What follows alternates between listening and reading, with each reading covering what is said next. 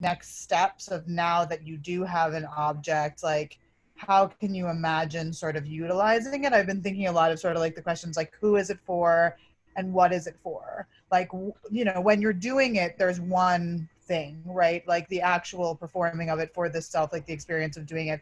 And now, you know, we are here in this forum, but sort of like what can you now imagine doing like with the object? Do you imagine sort of like whether or not we can be in space with it again, right, or not, like what can you sort of see as like its next steps, and can you imagine like utilizing it in tandem with other pieces, like would you imagine using it on a loop, like what do you, now that you also can step outside of it and look back at it yourself, what have you sort of been thinking about in terms of like utilizing this kind of new finished object of the film?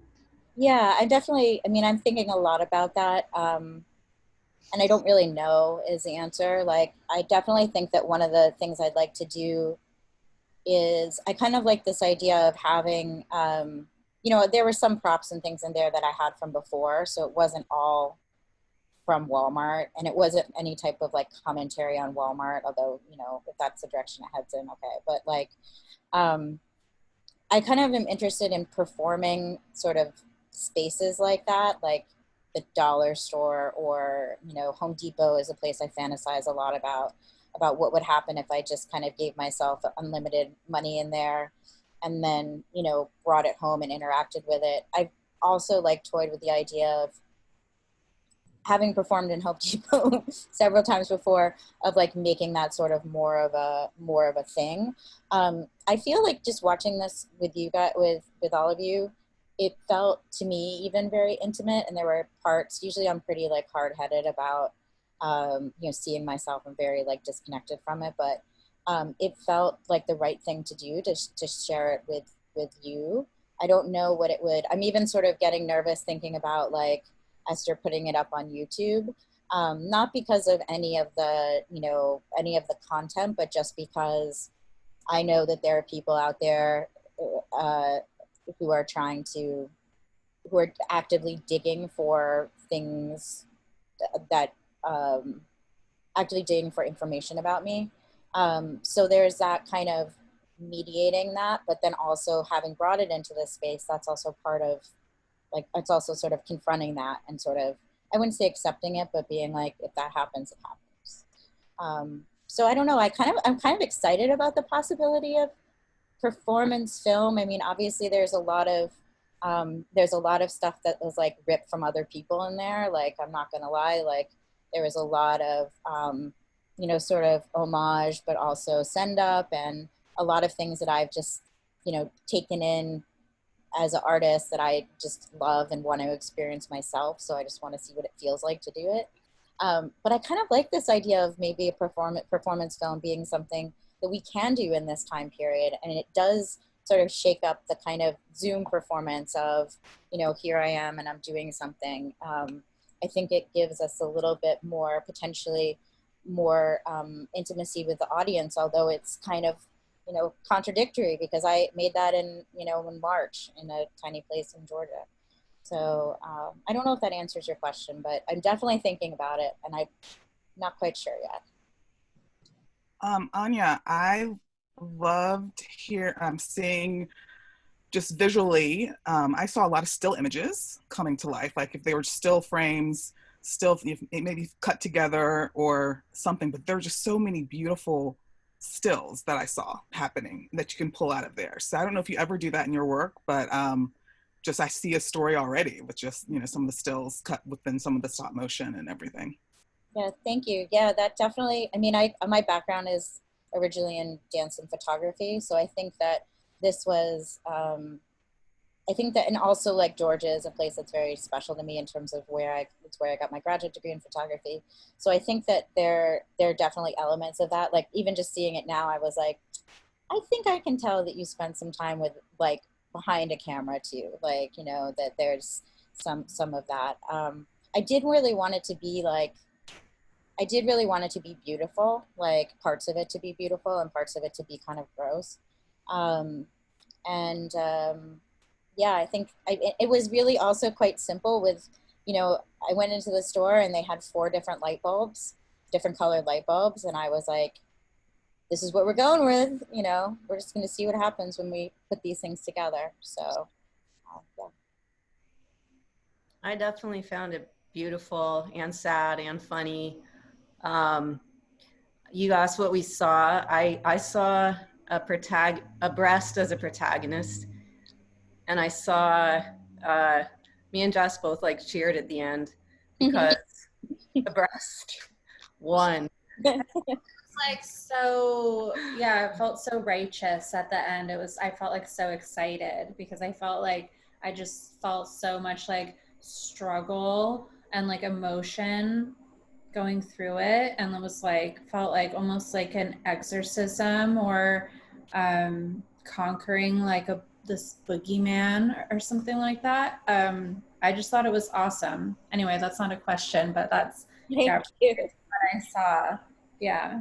Yeah, I like that idea of the breast as protagonist. I sort of have been, you know, another thing that I've been dealing with a lot, like, you know, is like everybody else, my body. And I sort of at one point looked down to my boobs and I was like, you don't do anything. You're not doing anything exciting these days. Like, wouldn't it be nice if like you got to be kind of the star? Like, and then I sort of, yeah, just kind of went from there in terms of, you know, just also like just having not looked at my breasts in a very long time or really ever. Like I never really kind of, or they're, you know, I see this part, but I don't see the under part.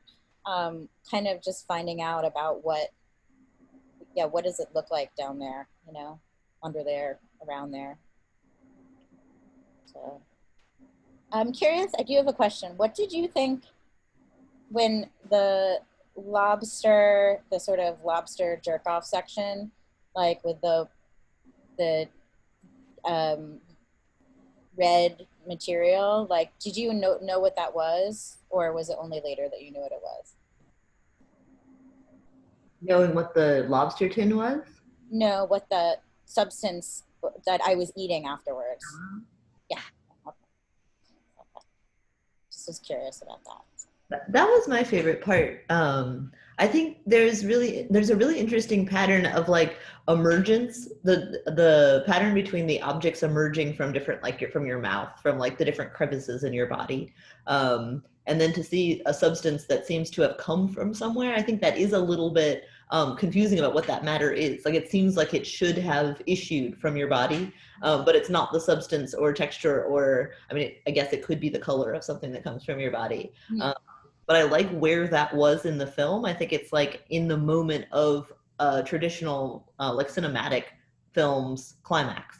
So I was curious about the order of that you have like a lot more pieces where things are coming out of your body really close to the beginning, and that doesn't return until after that jello emerges.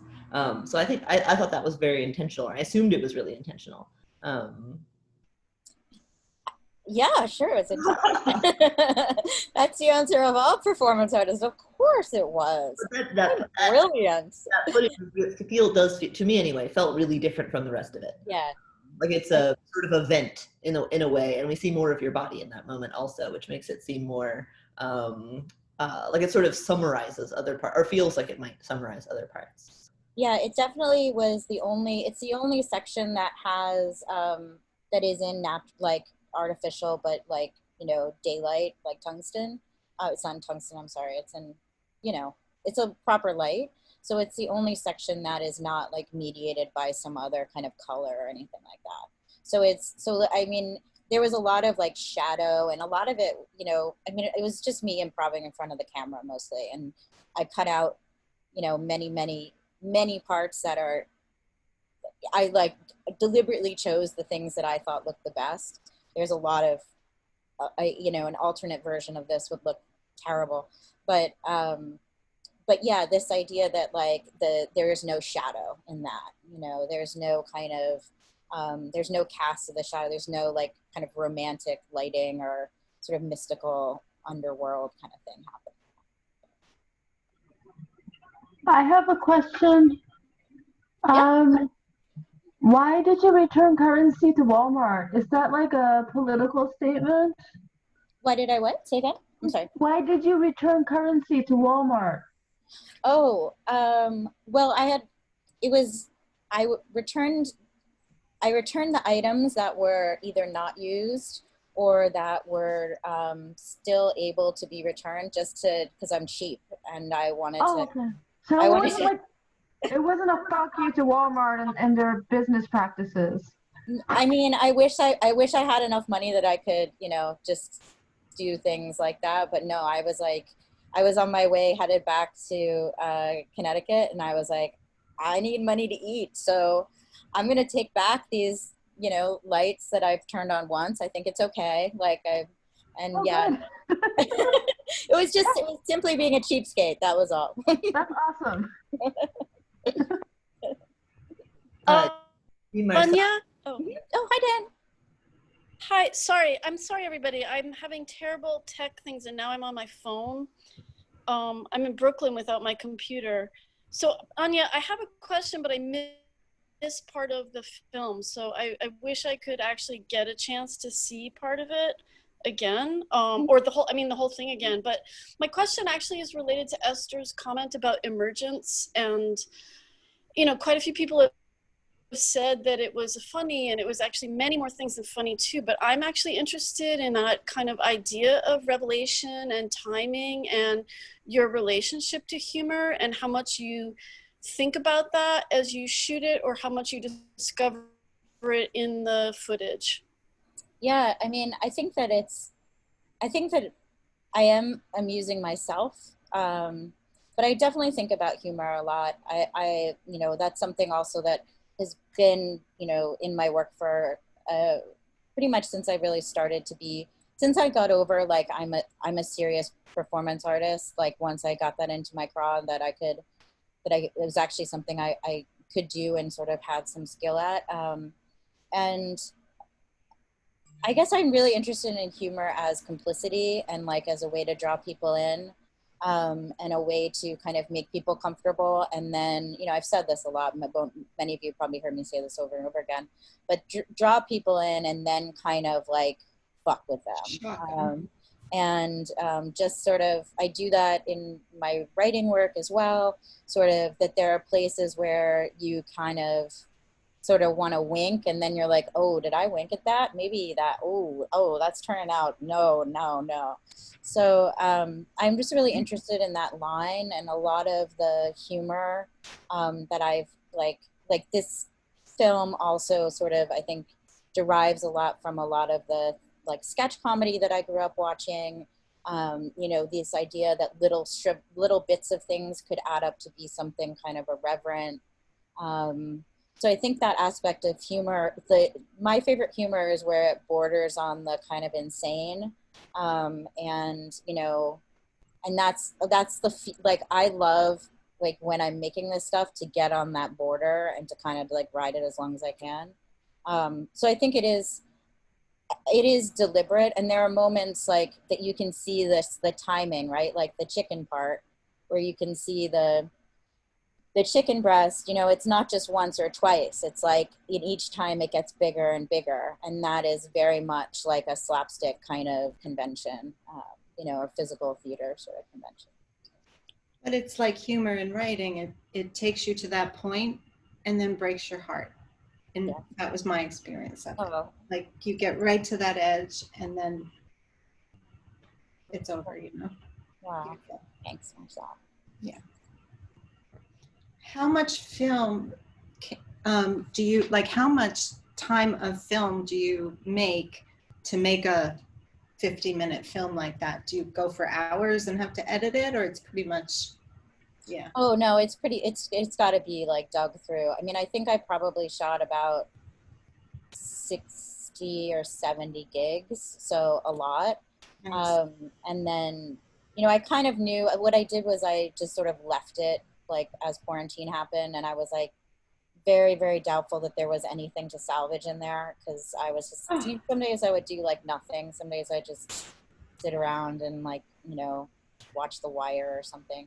But then once I did see it, I was like, oh, maybe I could put these things together. But I would say there was probably at least like maybe 7 or 8 hours of footage, you know. Gosh. So, and not counting the times when I accidentally left the camera on. So, So the other thing that was interesting, because when we started, your little bit of comments said it was obviously before COVID, but when the mask and the clay was over the mouth, I kept getting these images of suffocation and the mask, you know.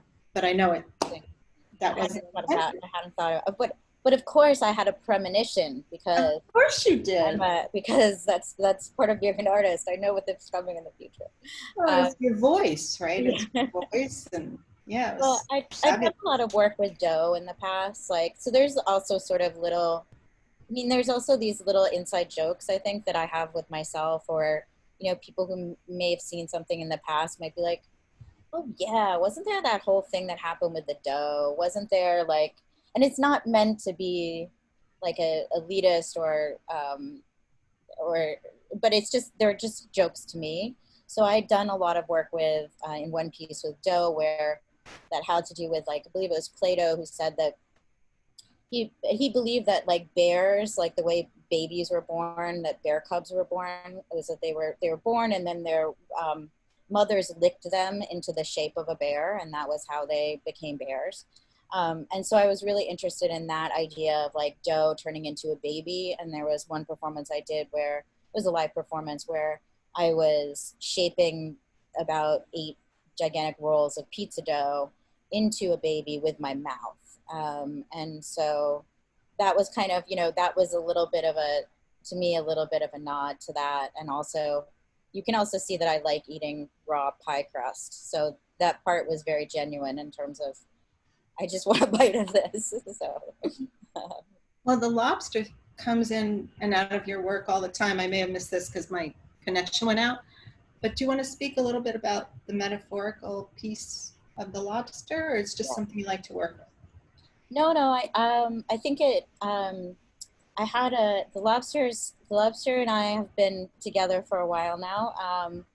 I think that initially when I started, I read like Consider the Lobster, the David Foster Wallace essay. And, you know, in that essay, he talks a lot about this, he contrasts the like hedonistic sort of lobster trashing of the like main lobster festival with the artist, with the idea of the artist. And, you know, this idea that like the artist, that the lobster is so sensitive. I'm sorry. He talks about the sensitivity of the lobster and how, you know, that we do understand that lobsters do feel pain when they are boiled, and that they're, you know, that lobsters are actually like a pretty sensitive, sophisticated like neurological patterns. And, you know, I always saw that, and I think it was for him like sort of, you know, about the pain of being an artist and about the pain of like having this ectoskeleton that is extremely reactive, but everybody else just kind of devours. And it's a very, you know, hyperbolic interpretation of it. But I was very sort of taken with that. And I was really taken with the idea of the shape of the lobster, that it does kind of look like a penis with testicles. And, you know, just kind of the aesthetics of the lobster. And then I did a performance. This was like, the lobster's also been a source of trauma for me twice. Once, but both the times in live performance where I was trying to cook a lobster. And the first time it happened, the lobster and I got into a confrontation, and the lobster was removed from the premises in a sort of dramatic fashion. And later on, I was invited to redo that performance live. And for a number of technical problems happened. And when I took the lobster out to eat it, the lobster was not fully cooked. And that was extremely traumatic experience, because I was in front of about 75 people who had waited for, you know, 45 minutes to see this person eat this lobster, and I couldn't do it. So it's kind of been this sort of site of, and it also had to do with other things that were going on in my life, but just sort of reappropriating it for myself as, yes, these are incredibly sensitive creatures, but they're also like, they're fucking lobsters. They'll like fucking rip your hand off. So kind of thinking about that. Yeah, I would, and I don't want to take up, but one more question was the monkey or the gorilla, Mm-hmm. a little, that was shocking to me. That particular image, it only came in certain spots, whereas the lobster and the little baby crawling up the cheek was really tough to watch. But you don't have to answer it, but I'm just saying that was really intriguing to me, that piece, whatever you meant for it. Thank you. Yeah, the whole thing, really beautiful. Thanks.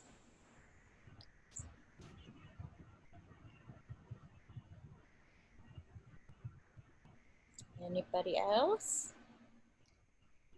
This is right now, if you, Esther will post it, but right now it's password protected. So if you would like to watch it again, or you want to share it to, you want to share it with anybody, the password is just EstherNeff, no space. Yeah, and I can. Do you want us to do that, or do you want to? If you want to share it, yeah. So I can't post, because of the Godspeed You Black Emperor, I can't post this on YouTube. I'm going to post this discussion, and then I'll put the link to the Vimeo and the password in the comments. So that's usually pretty buried enough that people who are searching or, you know, fishing for content will be able to find it. Is that okay with you, Anya? Does that seem like a... Yeah. Okay. Yeah, it's totally fine. I did just, I mean, I think there is a, I think that there is something in that video, like the Godspeed is like layered over and over and over again. All the sound was just chance. Like it was completely, I just was like, I like Godspeed. I'd like, we'll see what happens if I do it this way. But I do think that there, as I heard it again, there is a section in there that I think would be able to be recognized. So. Yeah, they'll take it down. They keep taking down anything that has any like famous artist sound. Yeah. I also probably would remove it for boob. Yeah. For the boob apocalypse. Apocalypse. Well, thank you guys for coming. Thank you all for coming. It's wonderful to see you here in this very, very strange world of ours. Fabulous, Anya. Thank you. Before we do go, I mean, yeah, thank you so much, Anya, for sharing this. I know it's sometimes really difficult actually to share work in these times and contexts, and it's an act of vulnerability and generosity. So thank you so much. We are gathering every Monday at the same time. So next week we're going to have 4 shorter performances, and then various other things happening. I think Arancha was also going to tell us about, if you still feel like it, Arancha, something that's happening in our community tomorrow. No. Yeah, sure. Anya, thank you so much. This was amazing. I am quite shy to speak in public, but I would love to have a small conversation. I also wanted to share with everyone that we are launching Franklin Furness Digital Loft in attempts to have more spaces like this, which is great for the community and for all of us. We're launching, it's a soft launch with Ayana Evans, Hiran Lee, and Morgan O'Hara, a small night of performances. So please join us. I'm gonna put the link here, which is a temporary link before we launch in the fall, but please join us. It's limited capacity because we're paying for a Zoom account that has limited capacity. So please sign up and let me know if you're coming so that we can see if we need more space. But would love to see you there. And thank you for having me here tonight. Thank you. Thanks again, Anya. Anybody else have anything they want to say before I press the end button? Okay, goodbye. Good night. Thanks, Anya. Thank you. Bye.